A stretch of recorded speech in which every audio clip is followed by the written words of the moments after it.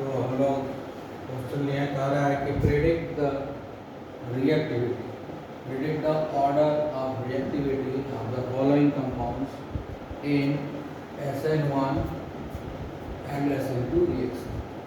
ठीक है, तो हम इसमें कह रहा है ऑर्डर ऑफ रिएक्टिविटी किसने दिखाना है, 4 आइसोमेरिक ब्रोमोब्यूटेंस, यानी ब्रोमोब्यूटेंस है, इसका 4 आइसोमर्स होता है। तो ये जो 4 आइसोमर्स है ब्रोमोब्यूटेंस का, इसमें ऑर्डर ऑफ रिएक्टिविटी बताना है, मतलब कि कौन ज़्यादा रिएक्टिविटी है, इसका कम है, असेंडिंग ऑर्डर या डिसेंडिंग ऑर्डर में हम इसको अरेंज कर सकते हैं। ठीक है, तो हम सबसे पहले क्या करेंगे कि ब्रोमोब्यूटेंस का जो 4 आइसोमर होता है उसको हम सबसे पहले लिख लेते हैं। सबसे पहले लिख लेंगे जो 4 आइसोमर्स होता है ब्रोमोब्यूटेंस का, तब ना हम आपस में कंपैरिजन करेंगे। तो सबसे पहले हम उसको लिख लेते हैं। ठीक है, तो पहला क्वेश्चन है ब्रोमोब्यूटेंस। तो सबसे पहले जो सिंपल वे में लिखेंगे तो नॉर्मल होगा, 1 2 3 4 नॉर्मल ब्यूटेन। ये हो गया हमारा नॉर्मल, ये हमारा नॉर्मल ब्यूटेन है, एक आइसोमर ये हो गया। ठीक है, उसके बाद धीरे धीरे हम इसको क्या करना है, हमको ब्रांच में ले आना है। ठीक है, अब दूसरा होगा 3 है, चौथे को हम यहाँ पर ले आते हैं।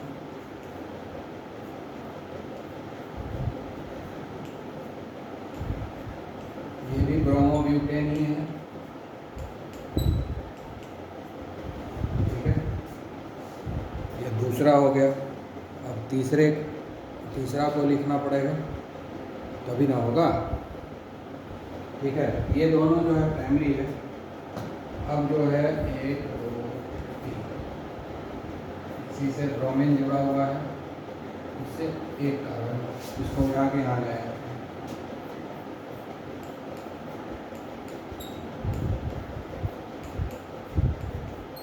ठीक है,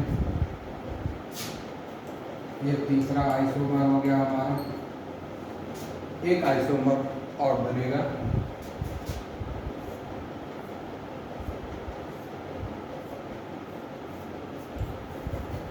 ये हो गया चौथा आइसोमर।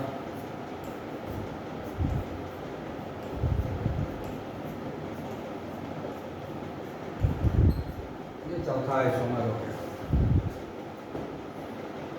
ठीक है, इन सारे का हम लोग ऑर्डर ऑफ रिएक्टिविटी, ये चारों आइसोमर है ब्रोमोब्यूटेन का। ब्रोमोब्यूटेन का ये 4 आइसोमर है।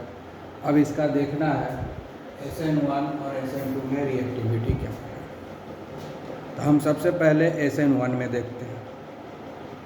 तो जब हमने SN1 पढ़ाया था, SN1 रिएक्शन, तो SN1 में मैंने बताया कि इसमें जो होता है सबसे ज़्यादा जो रिएक्टिव होता है वो टर्शियरी होता है। क्यों होता है, कैसे होता है, वो तो वहाँ डिस्कस कर लिए हैं, यहाँ हम डिस्कस नहीं करेंगे। ठीक है ना, उसके लिए आपको जहाँ SN1 रिएक्शन पढ़ाया गया है आपको वहाँ पर देखना। ठीक है, तो SN1 रिएक्शन में हम लोगों को ये पता है कि सबसे ज़्यादा जो रिएक्टिव होता है वो टर्शियरी होता है, उसके बाद सेकेंडरी होता है, और सेकेंडरी के बाद प्राइमरी होता है। ठीक है, टर्शियरी क्यों होता है सबसे ज़्यादा रिएक्टिव, क्योंकि टर्शियरी जो है ना वो टर्शियरी कार्बोकेटाइन देता है, और ये जानते हैं कि टर्शियरी कार्बोकेटाइन सबसे ज़्यादा स्टेबल होता है। तो जब टर्शियरी केटाइन सबसे ज़्यादा स्टेबल होगा तो उसका जो टर्शियरी प्रोडक्ट है, जो टर्शियरी मॉलिक्यूल है, जो टर्शियरी कंपाउंड है, वो सबसे ज़्यादा रिएक्टिव होगा। ठीक है, चलो बता भी देते हैं। ठीक है, अब देखो यहाँ पर ये इस कार्बन को देखो, ये क्या है, ये कार्बन क्या है, 1 डिग्री कार्बन है। ये वाला कार्बन क्या है, 1 डिग्री कार्बन है, मतलब ये क्या हुआ, प्राइमरी स्ट्रक्चर है, ये प्राइमरी ब्रोमोब्यूटेन है। ये भी प्राइमरी ब्रोमोब्यूटेन है, ये भी प्राइमरी ब्रोमोब्यूटेन होगा। ये भी प्राइमरी होगा क्योंकि इस कार्बन से एक ही कार्बन डायरेक्टली जुड़ा हुआ है। जैसे इस कार्बन से ये कार्बन डायरेक्टली एक ही जुड़ा हुआ है तो प्राइमरी कार्बन हो गया ये। उसी तरह से ये वाला कार्बन प्राइमरी कार्बन हो गया। तो ये दोनों जो है प्राइमरी ब्रोमोब्यूटेन है, ये दोनों प्राइमरी ब्रोमोब्यूटेन है। ठीक है, अभी इसको देखते हैं। इसमें इस कार्बन से हेलोजन यहाँ जुड़ा हुआ है, इस कार्बन का क्या है क्राइटेरिया तो देख लें। ये कार्बन इस कार्बन से जुड़ा हुआ है और इस कार्बन से भी जुड़ा हुआ है, दो कार्बन से जुड़ा हुआ है। एक कार्बन डायरेक्टली इस कार्बन से जुड़ा है, इस कार्बन से जुड़ा है, दो कार्बन से जुड़ा हुआ है। तो जब दो कार्बन से जुड़ा हुआ है तो क्या होगा, जब दो कार्बन से जुड़ा रहेगा तो इसको हम लोग कहते हैं सेकेंडरी कार्बन। ये हो गया हमारा सेकेंडरी कार्बन, यानी ये सेकेंडरी ब्रोमो एल्केन है। ये क्या हुआ, सेकेंडरी ब्रोमोब्यूटेन। ये क्या हुआ, सेकेंडरी ब्रोमोब्यूटेन।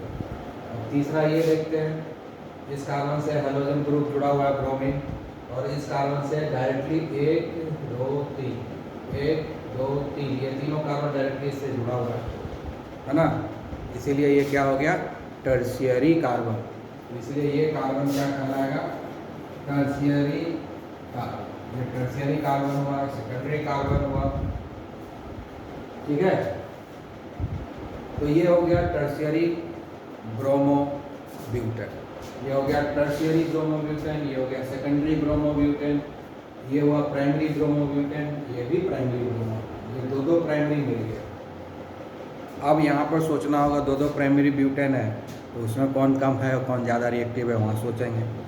सबसे पहले तो हम लोग ये जानते हैं कि प्राइमरी सेकेंडरी टर्शियरी, अगर इसमें हमको कंपैरिजन करना है तो सबसे ज़्यादा रिएक्टिव जो होगा SN1 में वो टर्शियरी होगा, क्योंकि SN1 रिएक्शन क्या होता है, कार्बोकेटायन फॉर्मेशन के थ्रू होता है। SN1 रिएक्शन क्या कैसे होता है, कार्बोकेटायन के फॉर्मेशन के थ्रू होता है। जब कार्बोकेटायन बनता है फर्स्ट स्टेप में, और सेकंड स्टेप में फिर हेलोजन उससे जुड़ता है, हेलोजन का रिप्लेसमेंट होता है सेकंड स्टेप में।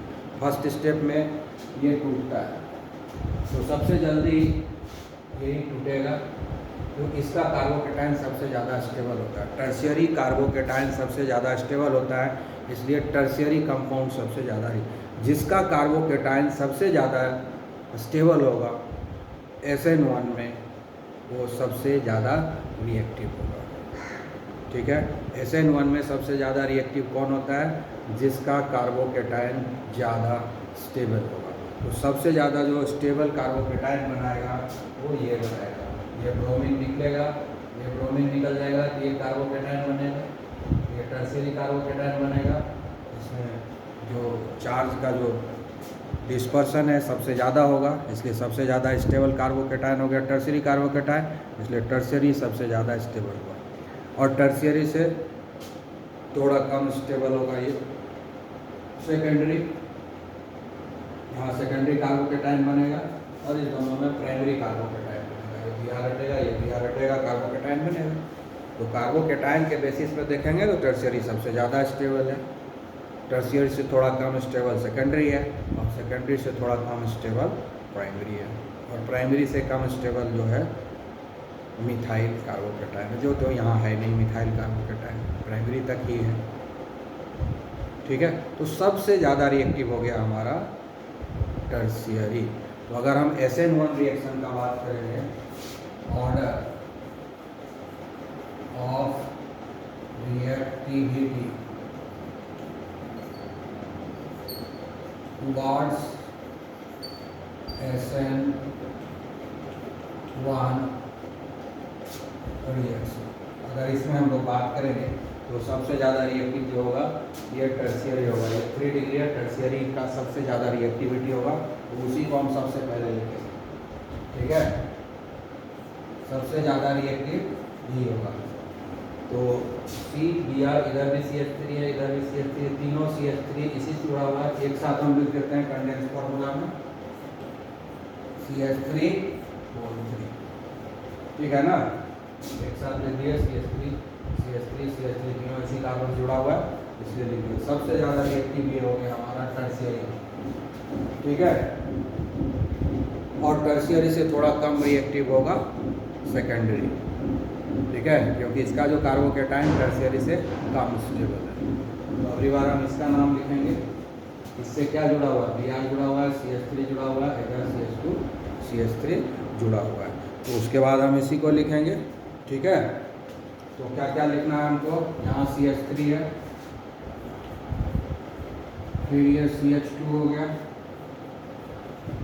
उसके बाद CH हो गया, और इसी से Br भी जुड़ा हुआ है, और इसी से CH3 भी जुड़ा हुआ है। ठीक है, इसी से Br भी जुड़ा है और इसी से CH3 भी जुड़ा हुआ है। इसको Br इससे जुड़ गया और CH3। ठीक है, ये CH3। ठीक है, क्लियर। तो ये हो गया हमारा सेकेंडरी वाला। अब प्राइमरी आ गया। अब यहाँ हम प्राइमरी लिखेंगे, तो यहाँ तो दो प्राइमरी है ना, इसमें दो प्राइमरी है। तो अब 2 प्राइमरी हो गया, तो डिसाइड करना पड़ेगा कौन ज़्यादा रिएक्टिव कौन कम रिएक्टिव। तो यहाँ भी तो वही देखना है, कार्बोकेटाइन किसका ज़्यादा स्टेबल होगा, इस दोनों में कार्बोकेटाइन किसका ज़्यादा स्टेबल होगा। अब यहाँ पर देख लीजिए कि यहाँ पर जो है ना ब्रांच है, ये स्ट्रेट है, तो यहाँ पर एक इधर से इलेक्ट्रोनेगेटिविटी रिपेल करेगा। चार्ज से जो पॉजिटिव चार्ज है उसका जो डिस्पर्सन है वो इसमें ज़्यादा होगा, क्योंकि ये इसमें आइसोकार्बन है। एक CH3 इधर है, एक CH3 इधर है, दोनों तरफ से ये इंडक्टिव इफेक्ट देगा, दोनों तरफ से ये जो है इंडक्टिव इफेक्ट है। ठीक है, प्लस आई इफेक्ट है। इधर भी अल्काइल ग्रुप है, इधर भी अल्काइल ग्रुप है, दोनों अल्काइल ग्रुप जो है यहाँ पर इलेक्ट्रॉन डेंसिटी इस पर बढ़ाता है, जिसके चलते यहाँ इलेक्ट्रॉन डेंसिटी बढ़ेगा, जिसका पॉजिटिव चार्ज घटेगा। ठीक है, इसमें क्या है कि यहाँ पर जो इफेक्ट आ रहा है सिर्फ एक ही सीरीज का है, सिर्फ एक ही चेन का है ना। यहाँ पर दो हो गया, एक इधर से आया और एक इधर से आया, यहाँ पर डबल इम्पैक्ट हो गया इंडक्टिव इफेक्ट का। तो इसमें जो है चार्ज डिस्पर्सन ज़्यादा हो गया। दोनों ही प्राइमरी है, लेकिन एक में ब्रांच किया हुआ है और दूसरा नॉर्मल है। तो जितना ज़्यादा ब्रांचिंग होता है चार्ज डिस्पर्सन उतना ज़्यादा होता है ना। यहाँ देख ही रहे हो कि टर्शियरी है, इसमें 1 2 3 2 ब्रांच हो गया, तो चार्ज डिस्पर्सन ज़्यादा हो गया। 3 हो गया कि नहीं, एक इधर से ब्रांच निकला, एक इधर से, एक इधर से, 3 तरफ से इसको ब्रांच निकला। तो सबसे ज़्यादा चार्ज डिस्पर्सन वहीं हुआ, पॉजिटिव चार्ज का डिस्पर्सन सबसे ज़्यादा टर्शियरी में हुआ, इसीलिए उसका कार्बोकेटाइन सबसे ज़्यादा स्टेबल है। ठीक है, अब यहाँ पर देखना है, दोनों तो प्राइमरी है, तो प्राइमरी दोनों एक तरह से दोनों इक्विवेलेंट है जब दोनों प्राइमरी है तो। लेकिन हमको तो अब ग्रेडेशन करना पड़ेगा कि किसका कम है किसका ज़्यादा है। ठीक है, तो अगर हम ध्यान से देखेंगे तो इसमें जो है एक जो इंडक्टिव इफेक्ट ऐसे चल रहा है और दूसरा ऐसे चल रहा है, दोनों कंबाइंड इफेक्ट इस कार्बन पर आएगा तो ज़्यादा हो जाएगा इंडक्टिव इफेक्ट। इसमें तो एक ही सीरीज है इंडक्टिव इफेक्ट का ना, इसमें दो सीरीज चल रहा है, एक इंडक्टिव इफेक्ट से चल रहा है, एक इंडक्टिव इफेक्ट ऐसे चल रहा है। तो दो इंडक्टिव इफेक्ट है, ब्रांच्ड है तो दो चल रहा है। ठीक है, तो जिसके चलते क्या होता है, चार्ज डिस्पर्सन इसमें ज़्यादा होता है। ठीक है, चार्ज डिस्पर्सन कैसे होता है इंडक्टिव इफेक्ट से, ये सब डिस्कस कर चुके हैं जब हम पढ़ा रहे थे जनरल ऑर्गेनिक केमिस्ट्री। ठीक है, वो सब रिकलेक्ट करना होगा, रिवीजन करना होगा, तब ना समझ में आएगा। ठीक है, यहाँ पर समझ लेना है कि ब्रांच में है, दोनों ही प्राइमरी है, एक ब्रांच है और दूसरा नॉर्मल है, चेन है। तो ब्रांच चेन में जो होता है चार्ज डिस्पर्सन ज़्यादा होता है, नॉर्मल में कम होता है। जितना ज़्यादा ब्रांचिंग होता है चार्ज डिस्पर्सन उतना ज़्यादा होता है। इस ढंग से यहाँ पर याद रख लेगा। तो इसमें चार्ज डिस्पर्सन ज़्यादा हो गया, इसलिए इसका कार्बोकेटाइन ज़्यादा स्टेबल हो गया, इसीलिए इसका रिएक्टिविटी इससे ज़्यादा हो गया। इसका जो चार्ज, इसका कार्बोकेटाइन इस कार्बोकेटाइन से ज़्यादा स्टेबल हो गया, ये कार्बोकेटाइन ज़्यादा स्टेबल हो गया, इसलिए इसका रिएक्टिविटी ज़्यादा होगा, इसका रिएक्टिविटी कम होगा। ये सबसे कम रिएक्टिव होगा। ये अब जो है सेकेंडरी वाला इसको लिखेंगे। ठीक है, ये हो गया CH3 और CH3 वाला हो गया। CH3 ब्रैकेट में ले लिए, उसके बाद यहाँ हो गया CH2 Br, ठीक है। और सबसे लास्ट में ये हो जाएगा CH3 CH2 CH2 CH2 ठीक है। ये हो गया SN1, ठीक है। ये हो गया order of reactivity in SN1 mechanism. अब इसी का हमको SN2 में भी निकालना है। SN1 में रिएक्टिविटी कैसे हम लोग पता करते हैं? SN1 में रिएक्टिविटी पता करते हैं on the basis of stability of carbocation. Carbocation जितना ज़्यादा स्टेबल उतना ज़्यादा रिएक्टिव, कार्बोकेटाइन जितना कम स्टेबल उतना कम रिएक्टिव। तो कार्बोकेटाइन के स्टेबिलिटी पर हम डिसाइड करते हैं SN1 में रिएक्टिविटी। लेकिन SN2 में ऑर्डर ऑफ रिएक्टिविटी किस पर डिसाइड करते हैं? क्राउडिंग पर डिसाइड करते हैं। क्राउड के ऊपर कितना ज़्यादा वहाँ पर स्टेरिक हिंड्रेंस है उसके ऊपर। क्योंकि SN1 में क्या होता है, पहले कार्बोकेटाइन बनता है और फिर सेकेंड स्टेप में जा कर के कार्बोकेटाइन पर जो है न्यूक्लियोफाइल आकर के अटैच हो जाता है, ठीक है। तो फर्स्ट स्टेप में ब्रोमाइड आयन हट गया और कार्बोकेटाइन बना, और सेकंड स्टेज में जा कर के जो है उस ब्रोमाइड आयन के जगह पे दूसरा न्यूक्लियोफाइल आकर के अटैच होता है। तो 2 स्टेप में रिएक्शन होता है। लेकिन SN1 में तो एक ही स्टेप में रिएक्शन होता है। पुराना जो हेलोजन ग्रुप है, जैसे यहाँ Br है, वो ऑलरेडी अटैच्ड रहेगा, और दूसरा जो आएगा न्यूक्लियोफाइल वो भी उसी कार्बन से अटैच होगा। धीरे धीरे वो अटैच होता जाएगा और धीरे धीरे ब्रोमीन जो है एक जो है अनस्टेबल इंटरमीडिएट कंपाउंड बनेगा। SN2 में क्या होता है कि एक अनस्टेबल इंटरमीडिएट कंपाउंड बनेगा जिसमें कार्बन थोड़े समय के लिए कार्बन के पास 5 बॉन्ड बन जाएगा। कार्बन को 4 ही बॉन्ड बनता है ना, तो कार्बन के पास 5 बॉन्ड बन जाएगा। जैसे ये है ना, तो इधर से आएगा यहाँ अटैच हो जाएगा दूसरा, 1 2 3 4 तो ऑलरेडी है, इधर से आके अटैच कर देगा तो 5वां बॉन्ड बन जाएगा। तो 5वां बॉन्ड जो भी बनेगा धीरे धीरे ये बॉन्ड अटैच होगा और धीरे धीरे ये बॉन्ड टूटेगा।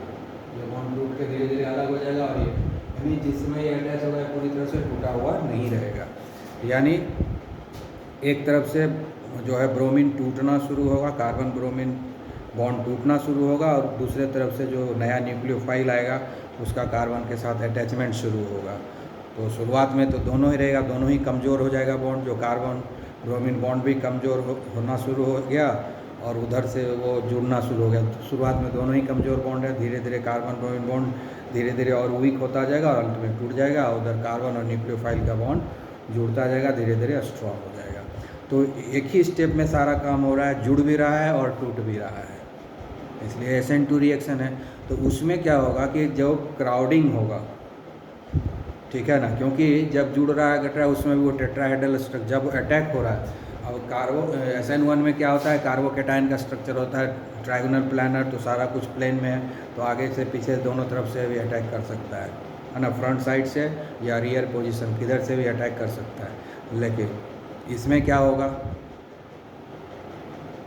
SN2 में क्या होगा कि टेट्राहेड्रल स्ट्रक्चर है ही, तो क्राउडिंग रहेगा ही, टेट्राहेड्रल स्ट्रक्चर के होते हुए ही अटैक करेगा न्यूक्लियोफाइल, तो उसको अटैक करने में दिक्कत होगा, ठीक है। दिक्कत कहाँ होगा, टर्शियरी में दिक्कत होगा। टर्शियरी में क्राउडिंग पूरा है, इधर से अटैक करना मुश्किल होगा। सामने से अटैक करने जाता है तो ये ब्रोमीन पर ऑलरेडी नेगेटिव चार्ज है, जो न्यूक्लियोफाइल है उसके ऊपर भी नेगेटिव चार्ज है, तो सामने से अटैक अगर इसको करना चाहेगा ब्रोमीन को तो रिपल्सन हो जाएगा, अटैक नहीं हो पाएगा। पीछे से अगर अटैक करता है तो दिक्कत होता है, ये सब बल्कि ग्रुप है, ये सब बल्कि ग्रुप है, इधर से अटैक करने में दिक्कत होगा। तो टर्शियरी में क्राउडिंग बहुत ज़्यादा है, यानी उसमें बल्कि ग्रुप 3 है, 1 2 3 बल्कि ग्रुप है टर्शियरी में, तो अटैक करना बड़ा मुश्किल होगा, है ना। जब भीड़ होता है तो उस भीड़ में अटैक करना किसी को मुश्किल होता है, तो वहाँ भीड़ है, यहाँ 3 जो है ग्रुप है बड़ा, तो पीछे से अटैक करना मुश्किल है। सामने से होता है अटैक करना मुश्किल है ही, क्योंकि उधर ब्रोमीन है जो नेगेटिवली चार्ज है, और जो न्यूक्लियोफाइल आएगा वो भी नेगेटिवली चार्ज रहेगा, तो नेगेटिव में रिपल्सन होगा, तो सामने से तो अटैक कर ही नहीं पाएगा, तो पीछे से ही अटैक करेगा। और पीछे से जब अटैक करने जाता है तो अटैक करने में बहुत दिक्कत आता है टर्शियरी के केस में, क्योंकि क्राउड बहुत ज़्यादा है। ठीक है, क्राउड बहुत ज़्यादा है, मतलब स्टेरिक हिंड्रेंस है। ठीक है, उसके बाद जब सेकेंडरी में आता है अटैक करने तो थोड़ा सा क्राउड कम मिलता है, तो यहाँ पर अटैक करना आसान हो जाता है। उसके मुकाबले अटैक तो यहाँ भी होता ही है, इसके मुकाबले यहाँ अटैक करना आसान होता है, क्योंकि इधर कोई अल्काइल ग्रुप नहीं है, एक अल्काइल ग्रुप इधर है, इधर कोई अल्काइल ग्रुप नहीं है, इधर हाइड्रोजन है, हाइड्रोजन तो छोटा सा ग्रुप होता है, इधर से थोड़ा आसान हो जाएगा अटैक करना। ठीक है, तो इसमें अटैक करना सबसे मुश्किल है, इसलिए इसकी रिएक्टिविटी सबसे कम होगी। ठीक है, और इसमें उससे आसान है यहाँ अटैक करना, न्यूक्लियोफाइल आसानी से थोड़ा अटैक करेगा, उस टर्शियरी के कंपैरिजन में सेकेंडरी में थोड़ा आसानी से अटैक कर पाएगा, क्योंकि यहाँ पर क्राउडिंग कम है, यहाँ ओवर क्राउडेड है। ओवर क्राउडेड से थोड़ा अब क्राउड में आ गया तो उससे कम है यहाँ पर क्राउड, तो यहाँ अटैक करना आसान हो गया, तो यहाँ आराम से अटैक करेगा, तो उसके कंपैरिजन में आराम से करेगा, आराम से नहीं है, तो यहाँ पर उससे ज़्यादा रिएक्टिव ये हो जाएगा, क्योंकि यहाँ पर अटैक करना थोड़ा आसान है उससे। तो टर्शियरी सबसे कम रिएक्टिव होगा, उससे ज़्यादा रिएक्टिव हो जाएगा ये। उसके बाद जब हम प्राइमरी में आते हैं, ठीक है, उसके बाद जब हम यहाँ प्राइमरी में आते हैं तो प्राइमरी में क्राउडिंग बहुत ही कम है। ठीक है, इसमें भी क्राउडिंग, तो अब जो है प्राइमरी सबसे ज़्यादा रिएक्टिव होगा। ठीक है, प्राइमरी क्या होगा, सबसे ज़्यादा रिएक्टिव होगा, क्योंकि प्राइमरी में जो है क्राउड एक ही अल्काइल ग्रुप है, एक ही अल्काइल ग्रुप है, यहाँ भी एक ही अल्काइल ग्रुप है, इधर भी एक ही अल्काइल ग्रुप है, इधर हाइड्रोजन है, इधर हाइड्रोजन है, इधर हाइड्रोजन है, इधर हाइड्रोजन, प्राइमरी है, इसलिए इधर से भी अटैक कर सकता है, इधर से भी अटैक कर सकता है, तो इससे भी आसान हो गया प्राइमरी में अटैक करना, इधर से अटैक कर सकता है, इधर से अटैक कर सकता है, तो प्राइमरी में अटैक करना आसान हो गया। ठीक है, अनस्टेबल इंटरमीडिएट कंपाउंड बनाना आसान हो गया प्राइमरी में सबसे ज़्यादा, इसलिए प्राइमरी जो होगा सबसे ज़्यादा रिएक्टिव होगा। सो टर्शियरी, सेकेंडरी और प्राइमरी में अगर कंपैरिजन करेंगे SN2 केस में, SN2 रिएक्शन में अगर हम प्राइमरी, सेकेंडरी, टर्शियरी में कंपैरिजन करेंगे तो सबसे ज़्यादा रिएक्टिव जो होगा वो प्राइमरी होगा। ठीक है, प्राइमरी हैलाइड, और सबसे कम रिएक्टिव होगा टर्शियरी हैलाइड। मतलब क्या हो गया कि SN1 में जो हो रहा है SN2 में उसका जस्ट उल्टा होता है। ठीक है ना, SN1 में जो ऑर्डर ऑफ रिएक्टिविटी है उसको उल्टा के लिख देंगे तो SN2 का रिएक्टिविटी होगा, यानी SN1 और SN2 में जो ऑर्डर ऑफ रिएक्टिविटी होता है वो एक दूसरे के रिवर्स होता है ना। SN1 में जो सबसे ज़्यादा रिएक्टिव है SN2 में वो सबसे कम रिएक्टिव होता है, और SN1 में जो सबसे कम रिएक्टिव है वो सबसे ज़्यादा SN2 में रिएक्टिव होगा। ठीक है, तो ये याद रखना है, SN1 और SN2 में जो ऑर्डर ऑफ रिएक्टिविटी है वो जस्ट एक दूसरे के अपोजिट होता है। ठीक है ना, क्लियर? ठीक है, तो हम लोग समझ गए कि सबसे कम रिएक्टिव होगा टर्शियरी SN2 के केस में, उससे ज़्यादा रिएक्टिव होगा सेकेंडरी, और सेकेंडरी से भी ज़्यादा रिएक्टिव होगा प्राइमरी, क्योंकि इसमें प्राइमरी में सबसे कम क्राउड है, सबसे ज़्यादा क्राउड जो है टर्शियरी में है, और टर्शियरी से थोड़ा कम क्राउड सेकेंडरी में है, इसमें आसानी से अटैक होगा, और सेकेंडरी से कम क्राउड जो है प्राइमरी में, इसलिए यहाँ अटैक और आसान हो जाएगा। ठीक है, तो ये सबसे ज़्यादा रिएक्टिव होगा प्राइमरी, और टर्शियरी सबसे कम रिएक्टिव होगा। लेकिन अब यहाँ क्वेश्चन है दो तो प्राइमरी में, तो इस दोनों प्राइमरी में कौन ज़्यादा रिएक्टिव होगा? जिसमें क्राउड कम होगा वही ज़्यादा रिएक्टिव होगा ना, क्योंकि SN2 में तो हमको क्राउड देखना है। तो आप ध्यान से देखेंगे कि इसमें कोई क्राउडिंग है ही नहीं, ये लंबा चेन है बस खाली। लेकिन इस केस में देखेंगे तो एक यहाँ ब्रांचिंग हो गया, जिसके चलते यहाँ क्राउड हो गया, नज़दीक में बल्कि ग्रुप आ गया। ये लंबा ग्रुप है, इधर से अटैक करना आसान हो जाता है, लेकिन यहाँ पर भी अटैक इधर से इधर करने जाएगा, इस साइड ये ग्रुप है, इसके चलते यहाँ से अटैक करना थोड़ा डिफिकल्ट होगा, इसलिए कम रिएक्टिव हो गया। यहाँ पर क्राउडिंग हो गया है, दोनों प्राइमरी है, लेकिन फिर भी इसमें क्राउड ज़्यादा है और इसमें क्राउड कम है। ये सबसे ज़्यादा रिएक्टिव ये हुआ क्योंकि इसमें सबसे कम क्राउड है, इसमें कोई क्राउड है नहीं, एक लाइन है। ठीक है, और इससे भी ज़्यादा रिएक्टिव कौन हो जाएगा SN2 में? Methyl bromide. तो जो तीनों रहेगा, लेकिन मिथाइल ब्रोमाइड तो है नहीं यहाँ पर, इसलिए उसका चिंता नहीं करना है। ठीक है, क्लियर। इसमें कोई क्राउड एक ही है बस, इसमें एक तो इधर से है चेन, लेकिन इसके अलावा ये जो ब्रांचिंग होने के चलते जो है इस कार्बन के नज़दीक क्राउड आ गया, तो यहाँ डिफिकल्ट हो जाएगा हमको अटैक करवाना, तो इसलिए रिएक्टिविटी इसका जो है इसके चलते कम हो गया। इसका ये तो सबसे ज़्यादा रिएक्टिव कौन हो गया, ये तो उल्टा के लिख देंगे। ठीक है, order of reactivity towards SN1, order of reactivity towards SN2, तो सबसे पहले उसको लिखेंगे। ठीक है, सबसे पहले उसको लिखेंगे और तो हो जाएगा आराम से। ठीक है, उल्टा देना है खाली, order of reactivity towards SN2 reaction. तो हम ऐसे भी कर सकते हैं, इसको उल्टा के लिख देते हैं। यहाँ पर ऑर्डर ऑफ रिएक्टिविटी SN2, तो सबसे ज़्यादा रिएक्टिव कौन है, सबसे ज़्यादा रिएक्टिव ये, ठीक है ना, साइन चेंज कर देंगे, उससे कम रिएक्टिव ये, ठीक है, इससे भी कम रिएक्टिव ये है, ठीक है, और इससे भी कम रिएक्टिव ये है।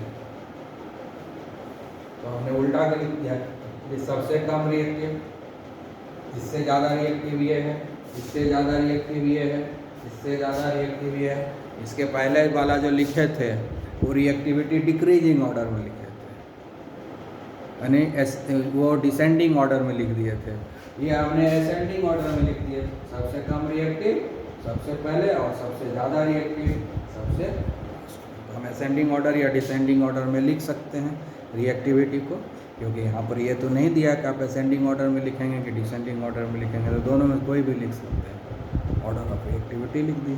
लेकिन जहाँ कहा जाएगा कि नहीं आपको असेंडिंग ऑर्डर में ही लिखना है, तो असेंडिंग ऑर्डर में ही लिखना पड़ेगा। जहाँ कहा जाएगा डिसेंडिंग ऑर्डर में लिखना है, वहाँ डिसेंडिंग ऑर्डर में लिखना है, इस बात का ध्यान रखना है। ठीक है ना, तो इसके पहले हमने SN1 रिएक्शन का जो हमने ऑर्डर ऑफ रिएक्टिविटी लिखा था वो डिसेंडिंग ऑर्डर में था, हमने order of reactivity SN2 reaction में जो लिखा वो असेंडिंग ऑर्डर में है। ठीक है, ओके। नेक्स्ट क्वेश्चन है, predict the order of reactivity of the following compounds in SN1 and SN2 reaction. एक क्वेश्चन हम लोग पहले सॉल्व किए, सेकेंड क्वेश्चन है इसका ऑर्डर ऑफ रिएक्टिविटी SN1 में भी लिखना है और SN2 में भी लिखना है। ठीक है, तो सबसे पहले जो है इसके स्ट्रक्चर को हम लोग लिख लेते हैं। स्ट्रक्चर लिख लेंगे तो आसानी से हम लोग आइडेंटिफाई कर पाएंगे कि कौन प्राइमरी है, कौन सेकेंडरी है और कौन टर्शियरी है। हम आराम से अरेंज कर सकते हैं SN1 और SN2 के रिएक्टिविटी को। ठीक है, तो हम लोग क्या करेंगे, सबसे पहले इसका स्ट्रक्चर लिखते हैं। ये क्या है, C6H5 बेंजीन रिंग है ना, ये C6H5 C6H5। ठीक है, ये किससे जुड़ा हुआ है, इससे जुड़ा हुआ है, इस कार्बन से क्या जुड़ा हुआ है, 2 हाइड्रोजन जुड़ा हुआ है, और उसके बाद बगल में या इसका ये स्ट्रक्चर होगा। अब इसका लिखते हैं दूसरे का,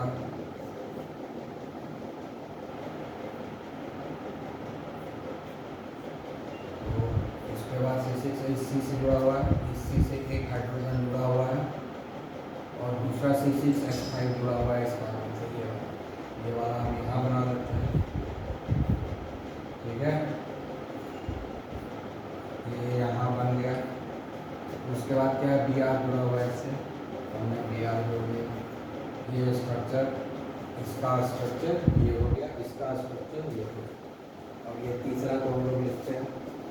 तो पहले क्या, C6H5 इस कार्बन से जुड़ा हुआ है, तो हम लोग जरा बेंजीन रिंग बना दें। ये है C6H5,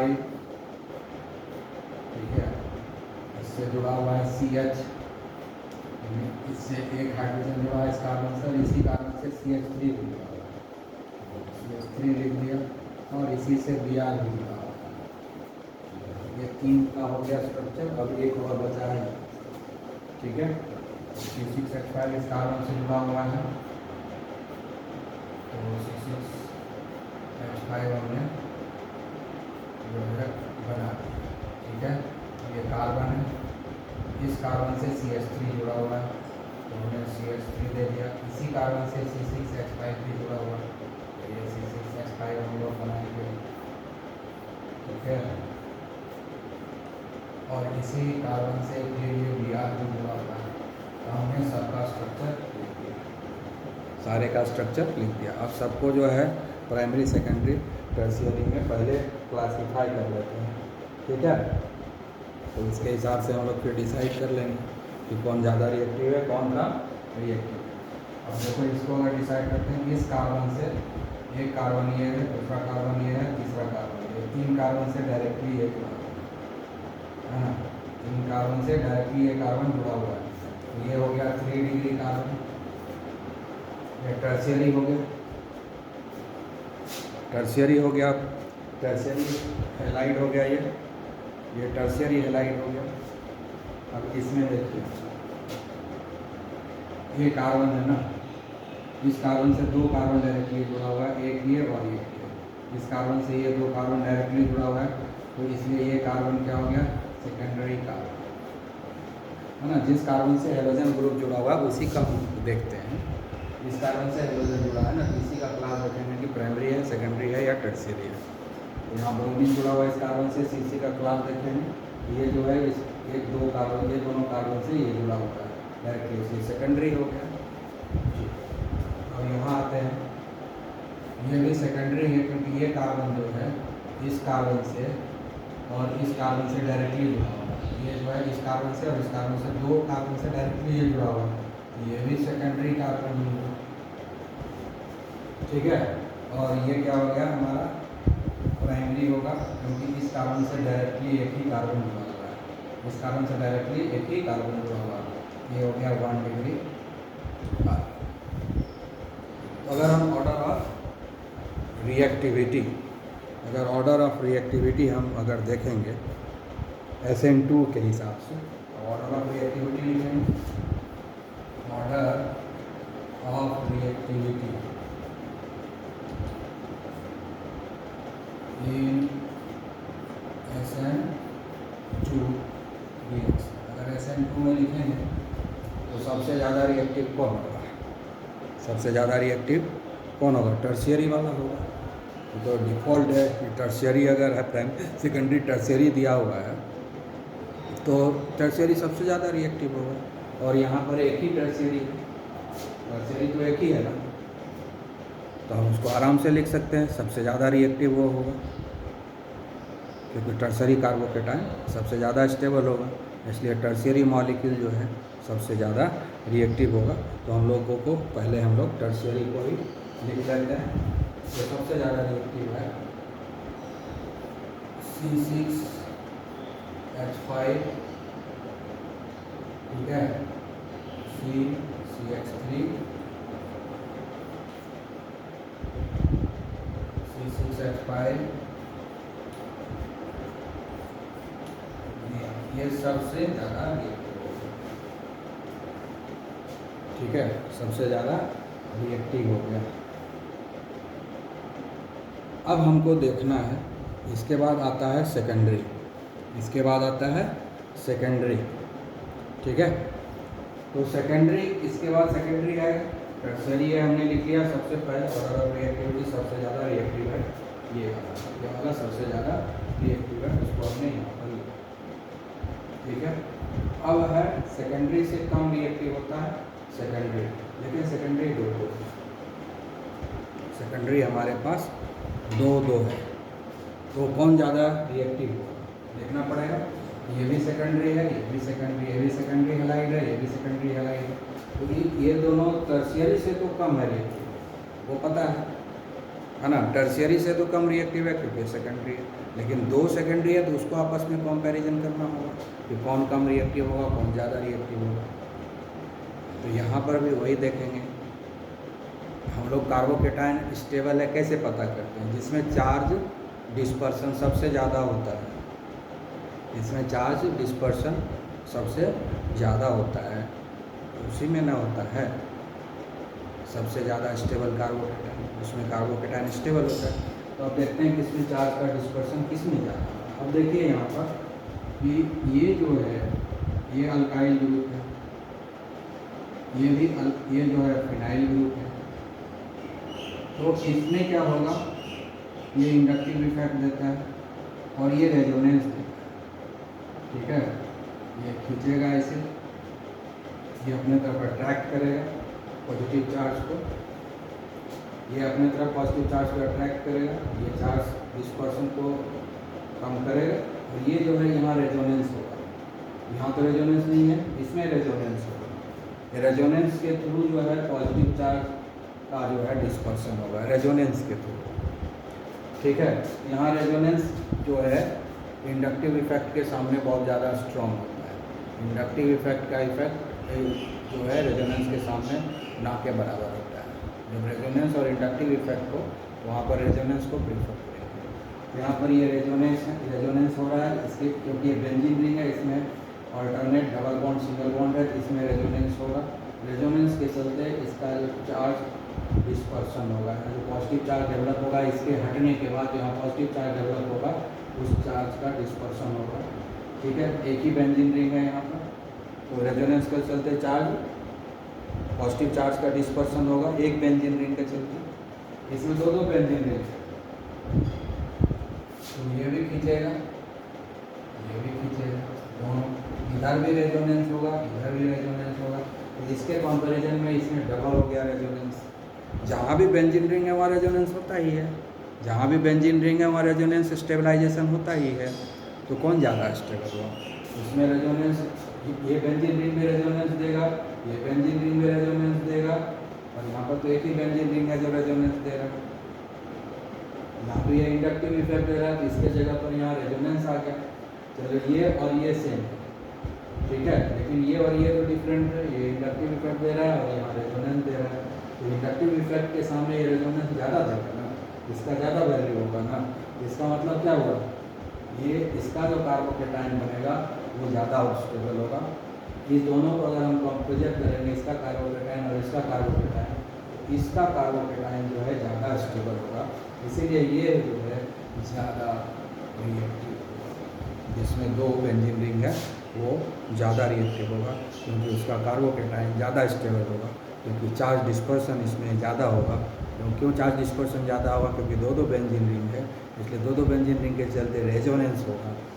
और उसमें एक ही बेंजीन रिंग है, तो एक ही बेंजीन रिंग के चलते रेजोनेंस होगा। तो इसमें रेजोनेंस कम है, इसमें रेजोनेंस ज़्यादा है, इसलिए ये का कार्बोकेटाइन ज़्यादा स्टेबल होगा, और इसीलिए ये मॉलिक्यूल जो है ये ज़्यादा रिएक्टिव हुआ इसके कंपेयर।